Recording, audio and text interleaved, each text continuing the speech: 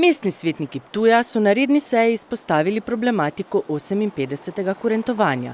Še vedno ni jasno, zakaj so organizatorji spremenili lokacijo karnevalskega prostora in ga iz ožjega centra mesta premaknili v industrijsko cono. Ne znam si predstavljati, kako bo organizator izvajal recimo nočne nastope, kjer bodo etnografske skupine nastopale po starem mestnem jedru in potem bo potreba, pešačiti preko železniške proge, preko vseh barijer v industrijsko cono, kjer bi se jih naj pogostilo. Takšne spremembe bi po mnenju mestnega svetnika Fajta morali uvajati počasi, da se ljudje nanje navadijo, saj je v interesu vseh, da Ptuj med karnevalom obiščejo množice. Prej, bom rekel, tudi po pogovoru z skupinami, ki so seznanjene, ki bodo sodelovali letos, se je na nek način končalo tukaj v vojašnici, v šotoru in potem se je dogajanje, bom rekel, ko so skupine, udeleženci nekaj pojedli, se poveselili in tako dalje, se je dogajanje premaknilo po Prešernovi ulici v staro mestno jedro in je tu bilo, do večera in tako dalje.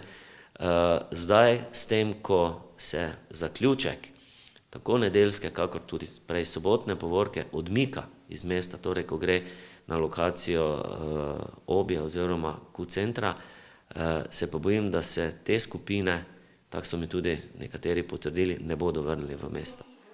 Tudi ptujski socialni demokrati ocenjujejo tako naglo selitev karnevalskega prostora in menjavo trase kot preuranjeno dejanje in si želijo večjega sodelovanja z organizatorji. Neki premiki pozitivni so. In največ pa, kar pogrešamo, je pa recimo komunikacija med vsemi deležniki, kar sem že prej omenil, in pa neki posluh za predloge. Po mnenju nekdanjega župana Čelana naj bi organizatorji skušali doseči po moje gnili kompromis, ki pa žal po mojem globokem prepričanju ne bo dal takšnih rezultatov, kot si jo ta tradicionalni dogodek zasluži. Organizatorji očitke zavračajo in menijo, da so poteze ptujskih mestnih svetnikov priprave na jesenske občinske volitve. Zdaj sam verjamem, da pozitivna moč etnografske pustne kulturne dediščine na čelu s kurentom presega in da mora presegati in preseči tako politične kot ideološke kot tudi osebne razlike. Upam in verjamem, da ta nesporazum, do katerega je sedaj prišlo, da bo tudi z to močjo pozitivne kulturne dediščine prevladan. Vodja projekta 58. kurentovanje Monika Klinc je pojasnila, da nesporazumi nikakor ne bodo ogrozili obiska množic iz Slovenije in tujine. Namestitvene kapacitete so že polno zasedene, priprave na dogodek pa so že v sklepni fazi.